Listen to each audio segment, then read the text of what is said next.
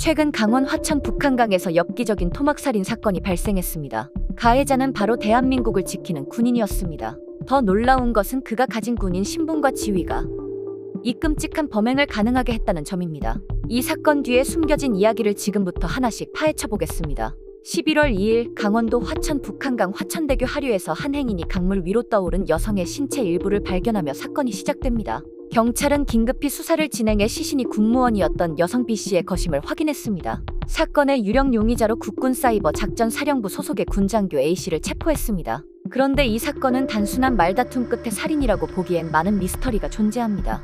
A씨는 사이버전 수행과 국가 안보를 책임지는 엘리트 장교였습니다. 그는 과거 화천에서 근무한 적이 있었고 지리적 익숙함을 이번 범행에 활용했습니다.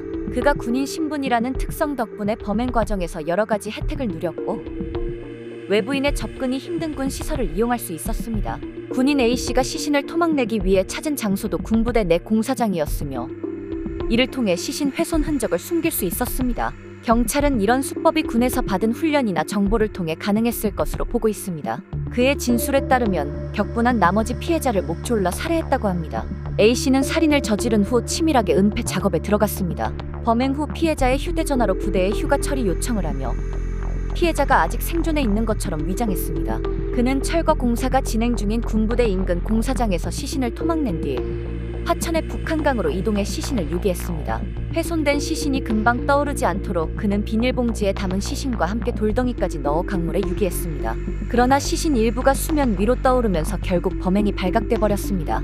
범죄 전문가들은 A씨의 행동이 매우 계획적이며 그의 심리 상태가 비정상적일 가능성이 있다고 분석합니다. 사건 발생 직후 그는 태연하게 출근해 일상생활을 이어갔고 심지어 B씨의 휴대전화로 B씨가 살아있는 것처럼 가장했습니다. 전문가는 이러한 행동이 고도의 특수훈련을 받은 사람만이 할 수 있는 태도로 이 모든 것이 그가 속한 군 조직에서의 경력과 경험에서 비롯된 것이라고 분석합니다. 전문가들은 그의 군 생활과 범행이 밀접하게 연관되어 있을 가능성을 제기합니다. 그는 군대 내에서 어떻게 흔적 없이 문제를 해결하는가라는 방식으로 훈련받았을 가능성이 높으며 이를 통해 범행을 저지른 후에도 전혀 당황하지 않았다고 볼 수 있습니다. 이 사건은 단순히 우발적으로 벌어진 일이 아닐 수 있습니다. 그의 군인 신분, 특수훈련 경험, 지리적으로 익숙한 지역에서의 범행 등 모든 요소들이 마치 한치의 오차도 없이 계획된 듯 보입니다.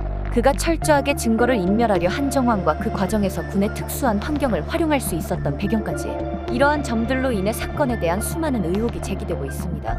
군인 신분을 이용해 끔찍한 범행을 저질렀다는 사실은 군 내부의 심리 관리와 교육 시스템에 대해 큰 의문을 던집니다. 엘리트 군인이자 중령 진급을 앞둔 A씨가 왜 이렇게 끔찍한 범행을 저지르게 되었을까요? 또 그가 누렸던 군 내부의 특권이 이번 사건의 전말에 어떤 역할을 했을까요?